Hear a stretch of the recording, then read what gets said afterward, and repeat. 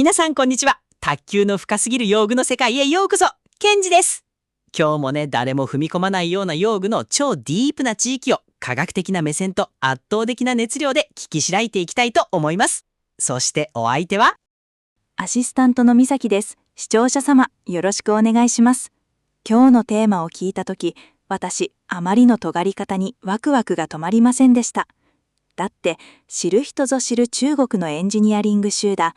サンウェイ3位のラケットを丸裸にする真相調査報告書に基づいた解説なんですもん。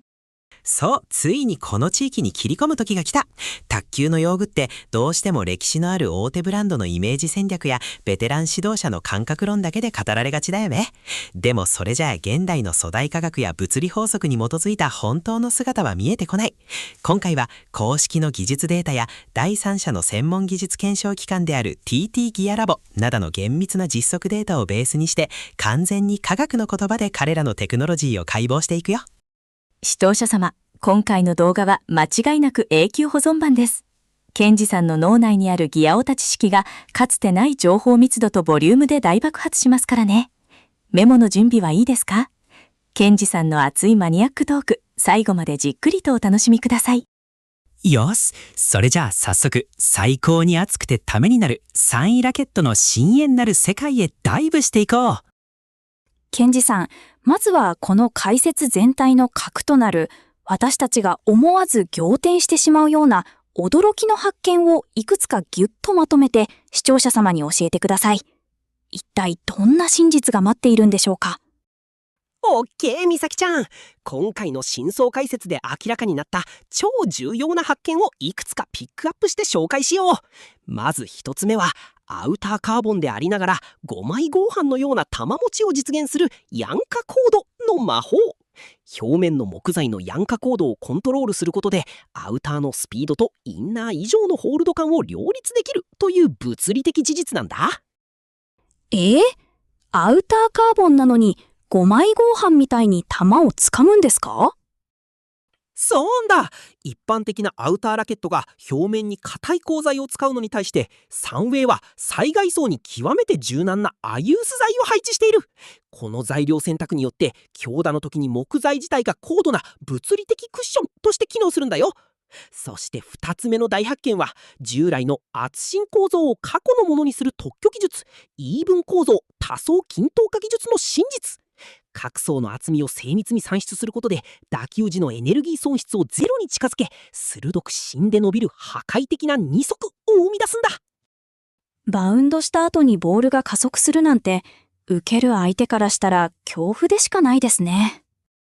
さらに、人間工学を極めた第10世代ピストル型グリップと、ペンリメン打法をリラックスさせる SU 式グリップの骨格解剖学的アプローチ。そして他社ハイエンドモデルとの技術的相違点から個人輸入の税制改正リスクまで余すところなくお伝えしていくよ。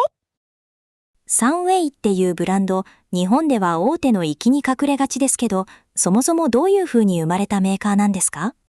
サンウェイ正式名称北京産遺体育用品有限公司は1993年に技術者であり自らも卓越したプレイヤーであったスー・ジーミン氏によって設立されたんだ。中国の多くのメーカーが伝統的な職人技や経験則に頼る中、サンウェイは創業当初から用具はプレイヤーの身体的力学的ニーズに科学的に使えるべきものであるという徹底したエンジニアリング集団の哲学を掲げているんだよ。科学的に使える、なんだか最先端の研究機関みたいでかっこいいですね。まさにその通りで、彼らの研究開発の心臓部である R&D センターは北京の昌平科学技術園区というハイテクエリアに置かれているんだ。自社で一貫した高精度な生産ラインを保有しているから、特殊複合繊維の積層プロセスや木材の精密な乾燥、さらには CNC 加工機によるブレードの成形に至るまで設計思想をダイレクトに製品に落とし込める強みがあるんだ。だからこそ、あんなに独創的な技術や他社が真似できないようなグリップ形状を作ることができるんですね。そう、現在では ISO9001 品質管理マネジメント認証を取得し、世界161カ国に高品質なラケットとラバーを供給するグローバルブランドへと成長を遂げているんだよ。ここからは具体的な材料工学のお話に入っていきましょう。レポートの中で特に目を引くのが氧化コードをコントロールしてアウターカーボンの玉離れを抑えるという技術です。これってどういう仕組みなんですか？よし、まずは氧化コードという物理指標について説明しよう。これは木材の硬さを表す標準的な規格でね、数値が高いほど硬く、低いほど柔らかい。一般的なアウターカーボンラケット、例えばバタフライのビスカリアなどは表面の上板にコト材を使っている。コト材の氧化コードは約920と非常に硬いんだ。だから打球時に玉離れが速くファーストスピードが出る。それに対してサンウェイのアウターラケットはどうなっているんですか？彼らの代表的なアウターモデル F1 クラシックを例に挙げると、災害層の上板に極めて柔軟な亜油材を配置している。亜油材の氧化コードはなんと約430。コト材の半分以下のカウドしかないんだよ。半分以下？そんなに柔らかい木をアウターカーボンの上に貼っちゃって大丈夫なんですか？そこが材料力学の妙なんだよ。今日出した時、ボールが硬質なアリレートカーボン ALC に衝突する前に、この柔らかい亜油数間が高度な物理的クッションとして機能する。つまり、ボールがブレードに衝突した瞬間にぐっと深く沈み込んでホールドし、カーボンの硬さを感じさせる前に猛烈な回転を生み出す。そして、潰れたボールが復元するタイミングで、仮想の ALC が爆発的なスピードで押し出す。アウター特有の射出速度を維持しながら、打球感はまるでインナーや5枚合板のようにマイルドという驚異的な挙動を実現しているんだよ。わあ、板だけでなく、ラケットの大部分を占める芯材、コアの選び方も打球感や性能を大きく左右するんですよね。その通り、サンウェイは芯材の選択においても極めて緻密な力学解析を行っている。例えば、さっき紹介したアウター ALC の F1 クラシックは、芯材に軽量で振動減衰特性に優れたキリキリ材を採用しているんだ。これにより、手元に響く不快な微振動をカットしつつ、打球感がクリアになり、ピッチの速い現代的な高速前進ラリーに完全にオプティマイズされている。なるほど。キリ材は軽くてクリアな響きが特徴なんですね。一方、インナー ALC の F3 Pro はどうなんですか？ F3 Pro は芯材により質量密度が高く、エネルギー保持力に優れた亜油素材を贅沢に採用しているんだ。亜油素を芯材に使うことで、強打時のエネルギーロスを防ぎ、中・高陣からの激しい引き合いでも打ち負けない凄まじいボトムパワー底力を生み出してくれる。重くて硬い中国製の粘着ラバーを貼っても、ラケット自体がボールの強烈な衝撃をしっかり受け止めて、凄まじい推進力へと変換してくれるんだよ。複合繊維、つまりカーボンや特殊素材の使い方もサンウェイは非常にユニークですよね。火山岩から取れる繊維を使っているなんてお話もありましたが。そう、それこそが天然玄武岩から抽出されたバサルトファイバーだ。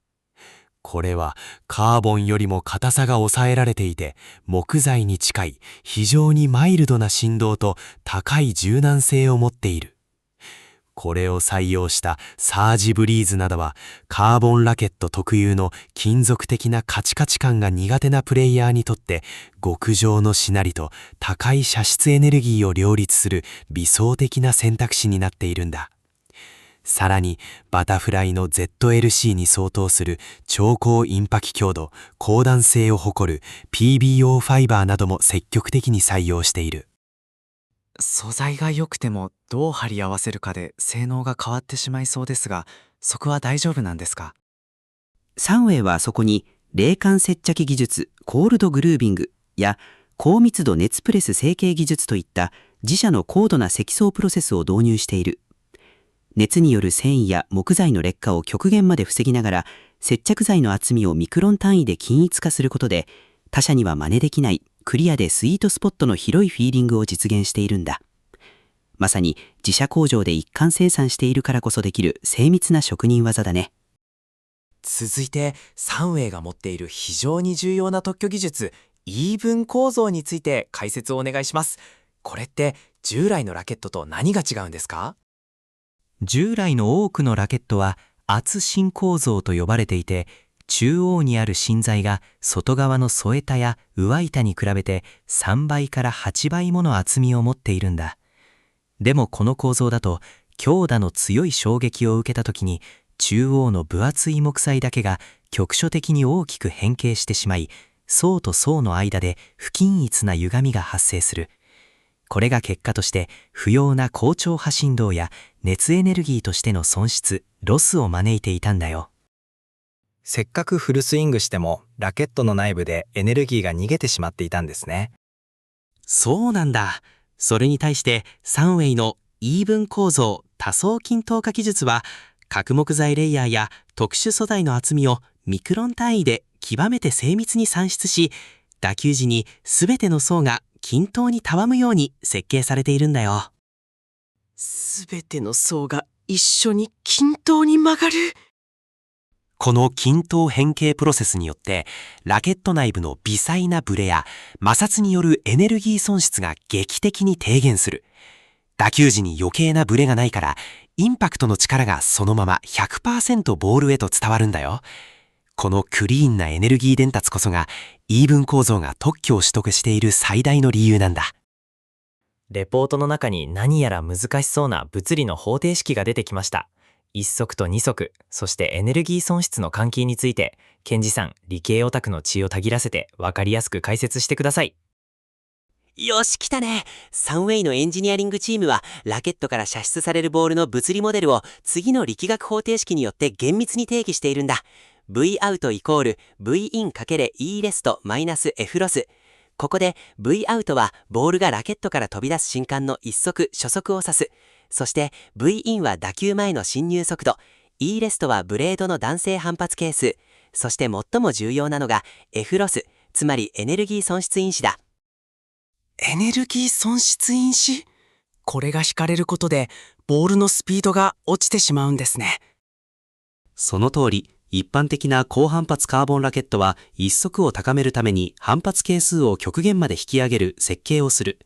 でも、ブレードを硬くしすぎると、ボールとの接触時間が短くなり、不均一な振動が発生して、エネルギー損失因子 F ロスが増大してしまうんだ。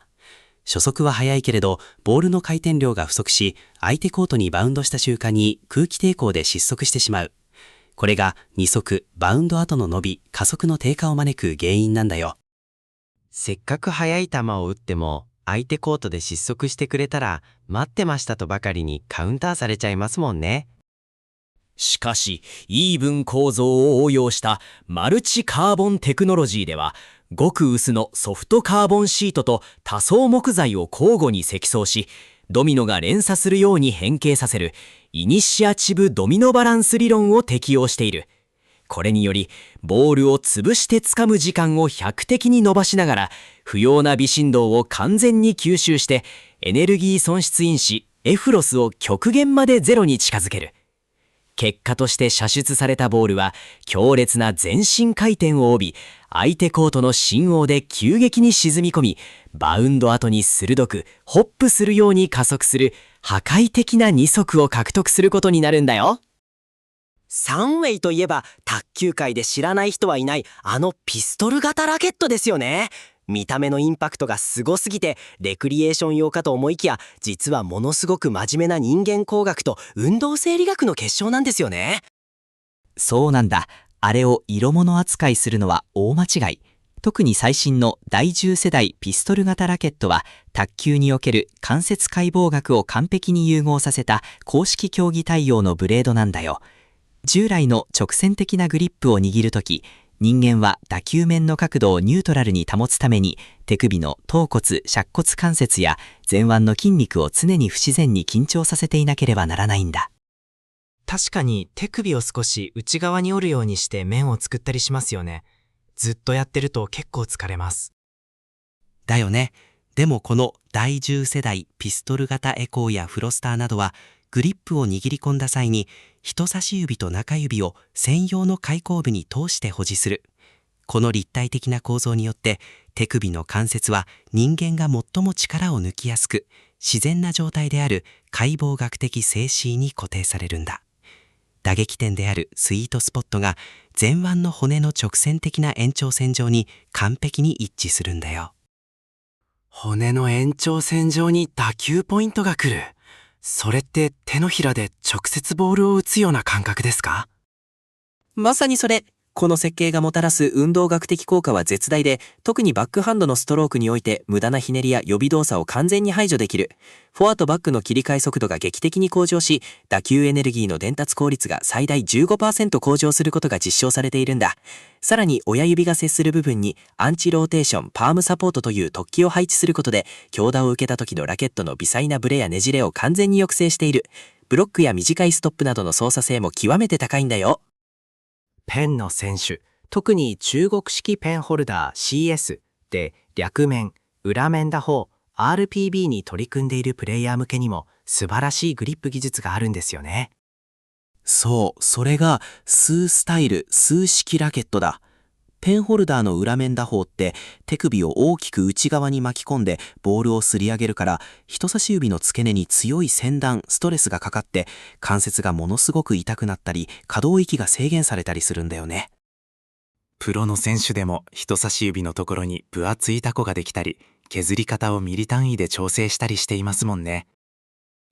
そこで数式はグリップの人差し指が接する部分の一部をあらかじめ削り取り、なだらかな傾斜面、ランプを形成することで指との接触面積を拡張しているんだ。これによって指にかかる局所的な圧力が分散され、手のミニック群が大幅にリラックスする。手首の可動域が大きく広がるから、これまで届かなかったような急角度のコースへ強烈な裏面ドライブを安定して叩き込むことができるようになるんだよ。ここからはサンウェイの達したようなラケットたちの具体的な材料構成やスペックを詳しく見ていきましょう。視聴者様が自分のプレースタイルに合うブレードを見つけられるよう、ケンジさん、主要なモデルの解説をお願いします。OK。まずは王道ともいえるいくつかのモデルを徹底解剖しよう。F1 クラシックはアユース、ALC、アユース、キリ、アユース、ALC、アユースの5プラスにアウター構造。板厚は 6.2mm、重量は 87g 前後。アユース板が高度なクッションとなり、アウター ALC の高速性を維持しながら驚異的なマイルド打感を提供する。F3 プロはインナー ALC 構造。板厚は 5.9mm から 6.4mm。芯材に高密度なアユースを採用していて、中高人からの引き合いに負けない底力が持ち味だね。フィーエクストラ7はリンバ、アユース、アユース、アユース、リンバの7枚純木合板。板厚は 6.0mm。40mm プラスボール向けにシナリオを調整した大ベストセラーだ。パラミドは5枚木材に2層パラアラミドカーボンのインナー構成。パーラはリンバとアユース多層のトリオシリーズで高い制御力を提供する。V5 プロはバイオリンと同じ極めて華氏なアッシュ材を上板に配置した7枚合板。純木でありながら圧倒的なスマッシュパワーを放つよ。続いて特許技術を極限まで応用した多層カーボンモデルや超高弾性なハイエンドモデルについて解説をお願いします。よし、さらにディープなモデルに行こう。BY101 イーブンはなんと実装木材に9層極薄ソフトカーボンの合計19層ブレード。板厚は 5.7mm から 6.0mm。重量は 87g から 93g。イーブン構造の極地で多層合板がドミノのように連鎖変形し、驚異的なスピンと沈み込む2足を生み出す。同じ系列には純木11枚のマルチレイヤー W や9枚木材に8層カーボンのマルチレイヤー C もあるよ。そしてフロスター PBO はインナー PBO 構造。ザイロンと同等クラスの超高インパク強度繊維を使い、冷感接着技術によって広いスイートスポットを確保したハイエンドブレードだね。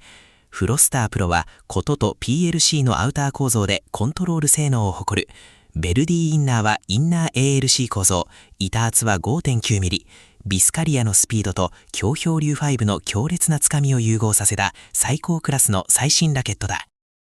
まだまだありますね。最新の特殊素材を使った75シリーズについて詳細なスペックと特徴を教えてください。よし、さらにスペックを真相まで深掘りしていくよ。75インナー ALC はインナー ALC 構造。板厚は 6.0mm。3D ラミネーション技術で成形され、固有振動数は 1430Hz。光合成ながら回転重視のマイルドな設計が。75アウター ALC は密度最適加熱プレス技術によりボールを包み込むような方角、ボールラップの深さがあり、強打が抜群に安定する。75スーパー PBO はアウタースーパー PBO カーボン、防弾チョッキに使用される繊維締結技術を応用し、積層の内部空気をゼロ化した極限のハードブレードだ。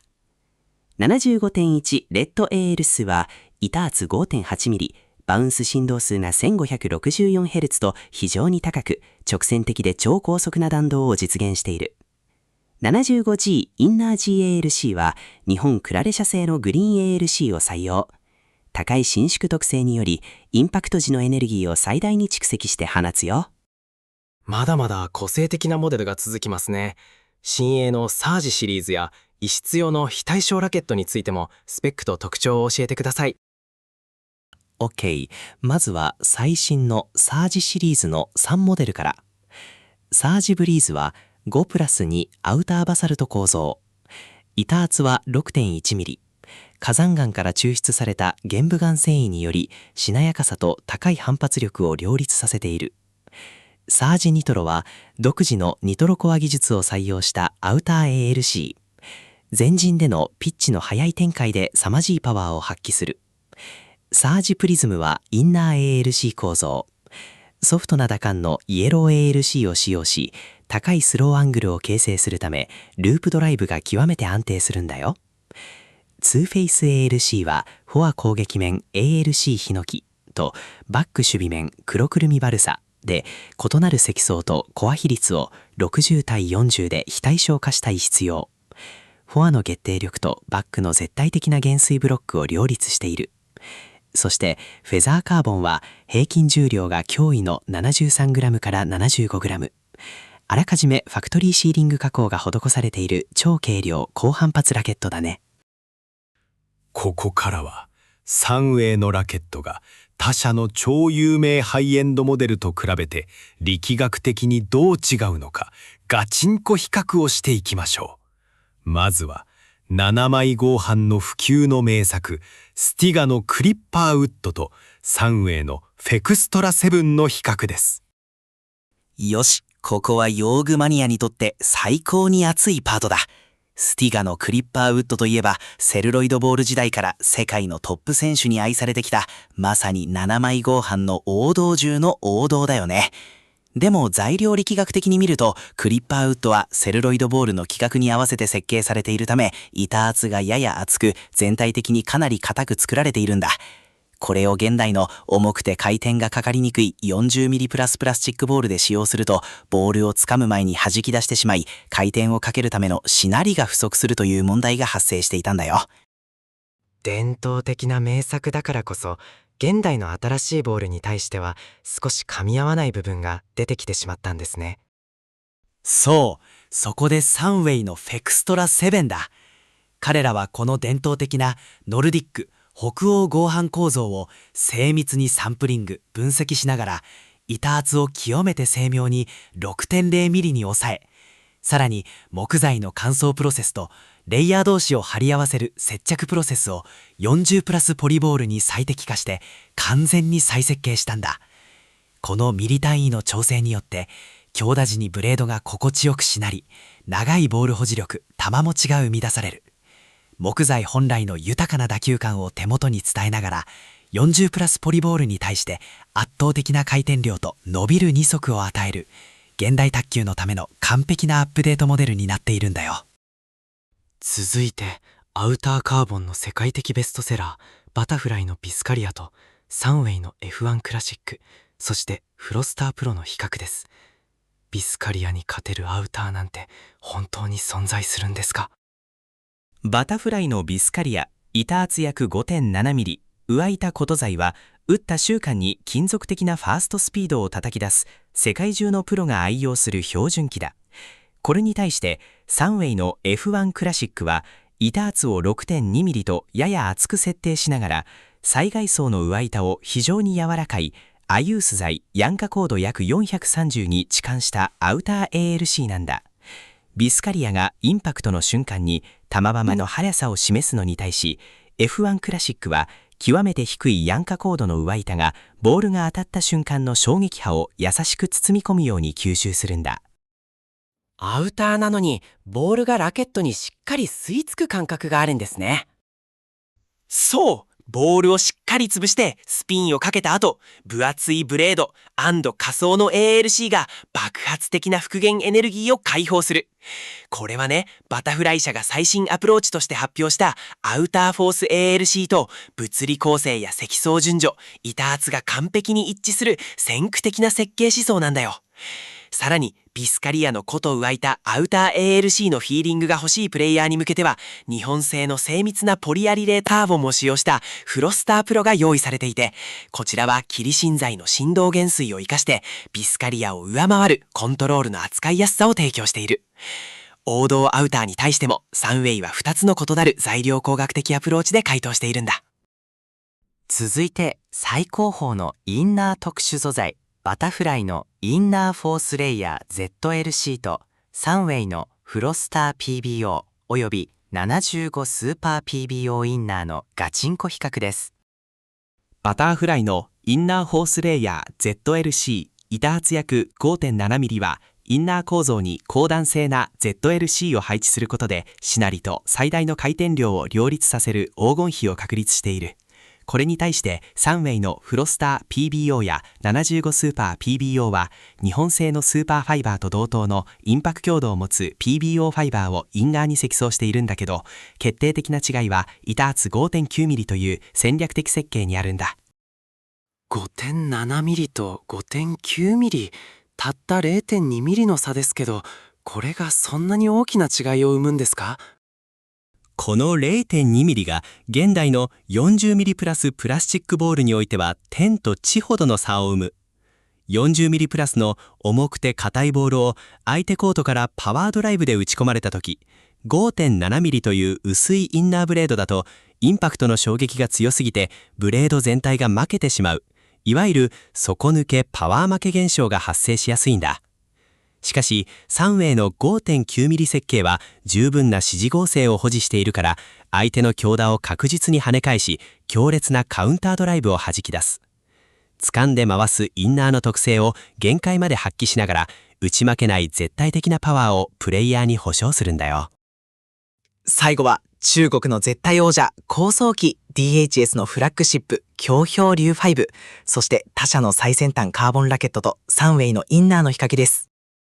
DHS の強氷流5は板圧 5.7mm に極めて柔らかいアイユース芯材を組み合わせたインナー ALC で、フォア面に粘着ラバー強氷を貼った時に最大の回転量を狙う世界最強の中国スタイル用ラケットだよね。それに関してサンウェイの最新作ベルディインナーはインナー配置のベルディックス ALC ファイバーを厚さ 5.9mm の中密度霧芯材で挟み込んでいる。これによって強氷流5のような粘着ラバーを食い込ませてスマサジー回転をかける玉持ちを完璧に継承しながら、ビスカリアのような乾いたクリアなファースト初速スピードを両立させているんだ。流5の回転性能とビスカリアのスピード性能のいいとこ取りじゃないですか。そうなんだよ。アンドロ社のシンテリアック ZCI などのドイツ製ロケットが乾いた球間でボールを弾き出す特性を持つのに対し、サンウェイのベルディインナーやインナー PBO シリーズはビンバウワイタとアユースソエタが衝撃を滑らかに分散するため、ボールをつかみ引きずるようなマニュアルな感覚を重視している。ロキ社のアーサープロ ZLC のような極端に硬くて重い超合成設計とは異なり、サンウェイは幅広いプレイヤーが自分のスイングでパワーを引き出せる扱いやすさ、域地の低さに焦点を当てて設計しているのもブランドの大きなアドバンテージだね。ケンジさん、ここまでサンウェイラケットの圧倒的な材料工学と他社比較を聞いてきましたけど、正直日本の大手のショップだとあまり見かけない気がします。日本国内での知難度や実際に購入するためのルートってどうなっているんですか？確かにバタフライやニッタク、ヤサカ、ピクタスといった国内4大ブランドに比べると、一般の愛好者層における知難度は未だ限定的だ。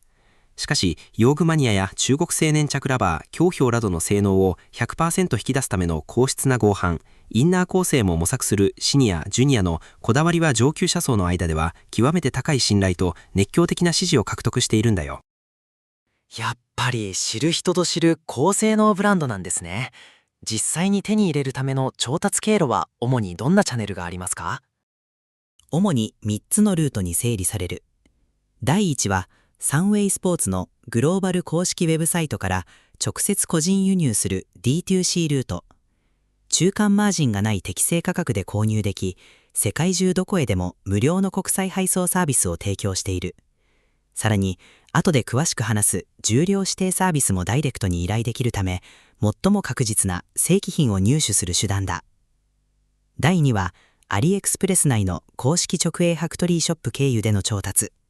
工場直送の卸価格に近い圧倒的なローコストで購入できるのが最大のメリットだね。そして第3は、ワールドラバーマーケット WRM などの国内の卓球専門セレクトショップを通じた国内流通ルート。日本のユーザー特性を熟知したショップがターゲットナショナルなどの日本市場で爆発的ヒットを記録した限定特注モデルを提案してくれていて、検品も日本基準で行われているから安心感を最優先するプレイヤーにとっては最良の選択肢になるよ。海外を EC サイトから直接個人輸入で購入する場合、2026年現在、制度的な部分で気をつけておくべき重要なニュースがあるのですよね。そう、これまで全ての個人輸入ユーザーが恩恵を受けていた免税制度に関して、財務省の令和8年度2026年度関税改正の大綱などにより重要な税制の見直しが進んでいるんだ。これまでは個人使用を目的とした少額の輸入、課税価格が1万年以下、すなわち実質的な商品代金が約16,666円以下の取引に対して関税及び国内の消費税が完全に免税されるという優遇ルールがあったんだよね。はい、安く輸入できて助かっていました。しかし、昨今の越境 EC の急激な拡大に伴って、この少額課税措置の見直し、いわゆる免税枠の遠隔な縮小・廃止がスケジュールされている。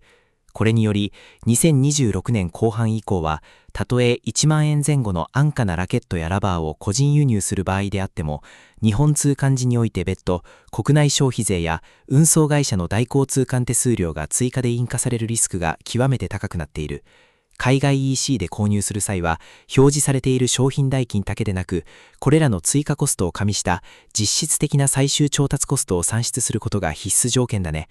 最新の税関工事情報を必ず確認してほしいんだよ。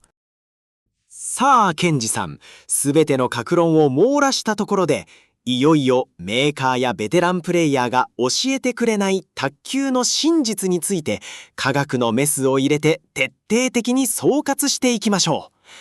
まずはラケットカタログに踊る OFF++ やスピード10といった表記の虚しさについてです。